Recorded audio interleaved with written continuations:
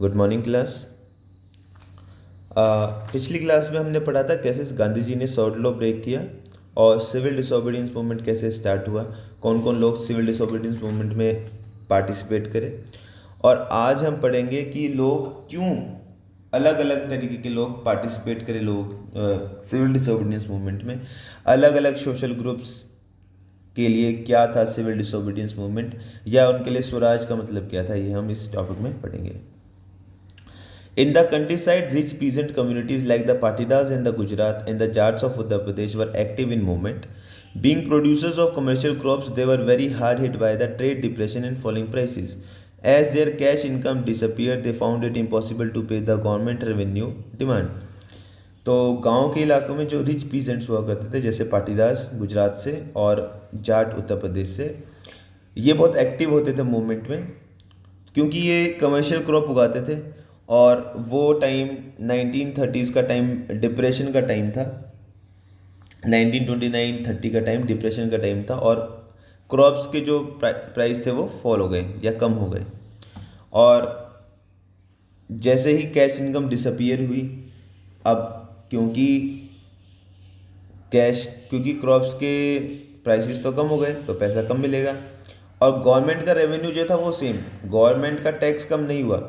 तो दे were demanding that government जो है वो टैक्स को कम करे।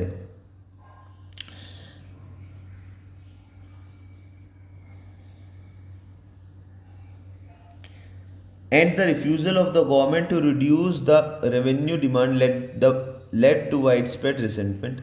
These rich peasants become enthusiastic supporters of civil disobedience movement, organizing their communities at the time, forcing reluctant members to participate in boycott program.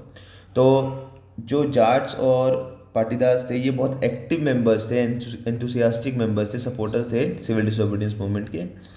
ये लोगों को force क्या करते थे, अपनी कम्युनिटी के लोगों को फोर्स क्या करते थे ताकि वो मूवमेंट में शामिल हो और बॉयकॉट करें फॉरेन प्रोडक्ट का। लेकिन 1931 में जब गांधी जी ने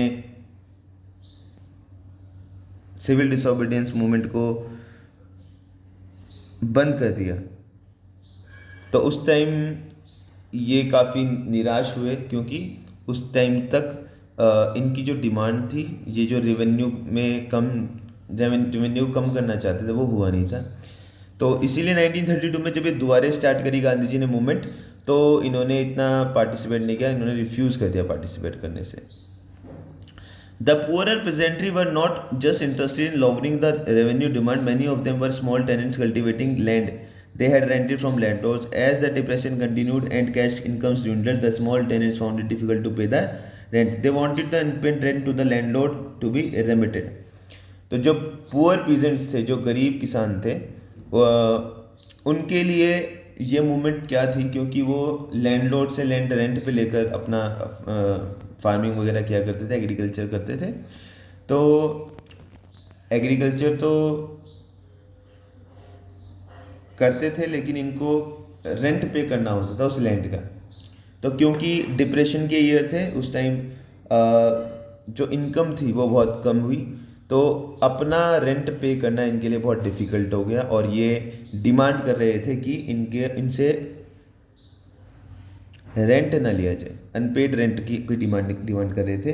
दे joined a variety of radical movement often led by socialist and communist, apprehensive of raising issues that might upset the rich peasants and landlords.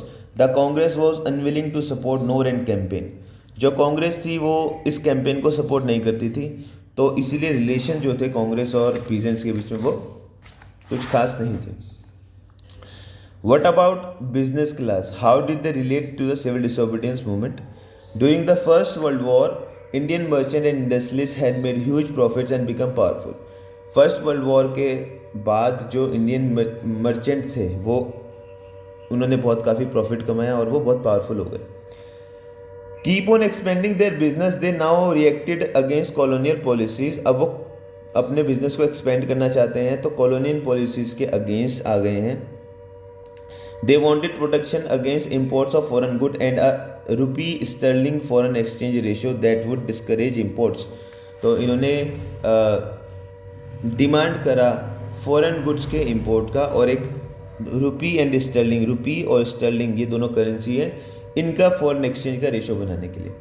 To organize business interest they formed the Indian industrial and commercial Congress in 1920। 1920 में इन्होंने Indian industrial and commercial Congress को form किया, and the federation of Indian chamber of commerce and industries FICCI in 1927। FICCI अभी भी काम कर रहा है। फिक्की इज अ ऑर्गेनाइजेशन जो इंडस्ट्रीज की है और ये अभी भी काम कर रही है। Led by the prominent industrialists like Purushottam Das, Thakur Das and G.D. Birla, the industrialists attacked colonial control over the Indian economy and supported the civil disobedience movement. When it was first launched, तो जब civil disobedience movement first launch हुई तो G.D. Birla और पुरुषोत्तम दास ठाकुर दास ने support किया civil disobedience movement को। They gave financial assistance and refuse to buy और sell import goods, तो उन्होंने जो बाहर के प्रोडक्ट्स थे उनको बेचना और खरीदने से मना कर दिया। Most businessman came to see Swaraj as the time when colonial restriction on business would no longer exist and trade and industries would flourish without constants. तो बिजनेसमैन के लिए स्वराज था जब कॉलोनियल पॉलिसीज ना हो और वो अपना बिजनेस को एक्सपेंड कर सके। They were apprehensive of the spread of militant activities and worried about prolonged disruption of business as well as the growing influence of socialism amongst the young member of the Congress. तो जो businessman थे ये थोड़ा सा disturb थे क्योंकि जो कांग्रेस के मेंबर्स थे, यंग मेंबर्स थे, वो सोशलिज्म की तरफ थोड़ा सा मुड़ गए थे। The industrial working class did not participate in civil disobedience movement in large numbers except in Nagpur region. तो इंडस्ट्रियल वर्किंग क्लास जो थी इन्होंने सिविल डिसोबीडियंस मूवमेंट में ज़्यादा कुछ पार्टिसिपेट नहीं किया, लेकिन गुजरात में नागपुर रीजन में जो लोग थे उन्होंने काफ़ी सपोर्ट किया। As the industrialist came closer to Congress, workers stayed aloof, but in spite of that some workers did participate in the civil disobedience movement.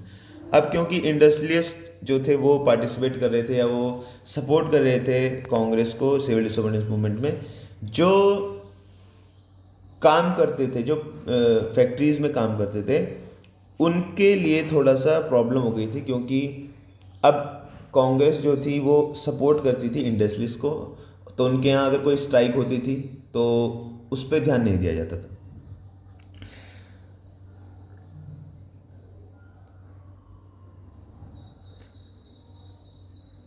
Selectively adopting some of the ideas of Gandhian program like boycott of foreign goods as a part of their own movements against low wages and poor working conditions.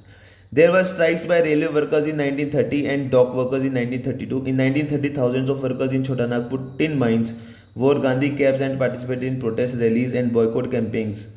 1930 में छोटा नागपुर में mines, tin mines में जो वहाँ पर लोग थे उन्होंने गांधी कैप्स पहनी और प्रोटेस्ट किया।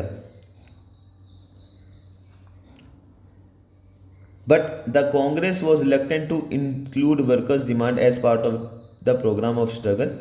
तो लेकिन कांग्रेस जो थी उन्होंने मना कर दिया वर्कर्स को इंक्लूड करने में इस मूवमेंट में, क्योंकि इंडस्ट्रियलिस्ट जो थे वो ये नहीं चाहते थे कि वर्कर्स जो हैं वो इस मूवमेंट में शामिल हो। Another important feature of civil disobedience movement was the large scale participation of women. अब वुमेन्स ने भी बहुत पार्टिसिपेट किया, ज़्यादा पार्टिसिपेट किया सिविल डिसोबीडियंस मूवमेंट में। Gandhi ji salt march, thousand of women came out of their home to listen to him. They participated in protest marches, manufactured, salt and picketed foreign clothes and liquor shop. Many went to jail in urban areas, बहुत सी jail गई। These womens were from high caste families. अब जो urban areas थी वहाँ पर, जो urban area city वाले एरियाज, वहाँ पर जो ये वुमेन्स थी वो हाई कास्ट फैमिलीज से थी। In rural areas they came from rich peasant household moved by Gandhi जीज कॉल। और गांव के इलाकों में भी वो रिच पीजेंट्स के घर से बिलोंग करती थी।